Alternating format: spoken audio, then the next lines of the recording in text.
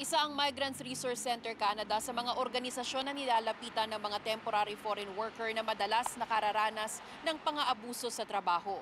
Ikinababahala raw nila ang naging pahayag kamakailan ni Conservative leader Pierre Poilievre kaugnay sa panawagan nito sa federal government na tanggalin ang temporary foreign worker program sa bansa. Migrant workers are needed to sustain our essential sectors like agriculture, construction, care work. Hindi na raw sorpresa para kay Jill Ann Santiago ang pagtulak ng conservative leader na alisin ang temporary foreign worker o TFW program. Ang mga komento umano ni Poilievre tila nagpapalala lamang daw sa hinaharap ng diskriminasyon ng mga migrante sa Canada. I think it will definitely add fuel to the fire where there is a portion of the Canadian population that are genuinely angry about the current living situation, their current work situation. And when they listen to these comments, it kind of gives them a population to blame.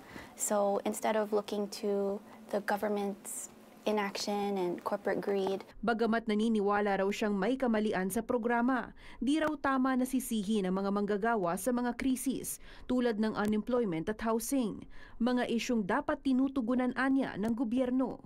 There's definitely a disconnect and a lot of folks don't actually know what is happening in these migrants' lives. Like many of them can't even afford to rent a place downtown or they have to share it with many roommates. So to blame them for the housing crisis, I don't think is the right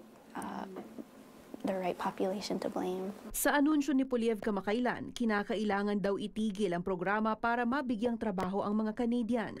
Sinigundahan ito ni BC Premier David Eby na kung hindi raw tatanggalin, kakailanganin ang malawakang reforma sa programa. Tugon naman ni Prime Minister Mark Carney Biyernes. One of the things that this government put in place was restrictions to reduce the flow of low-wage foreign workers, so those who are taking the lower-wage jobs in this country. And that flow is down 70% this year. I'll repeat that, 70% this year. So context is important, trajectory is important. We're acting, things are moving. Sa tala ng Statistics Canada, lumobo ang bilang ng TFW sa bansa noong 2022 kumpara noong taong 2000.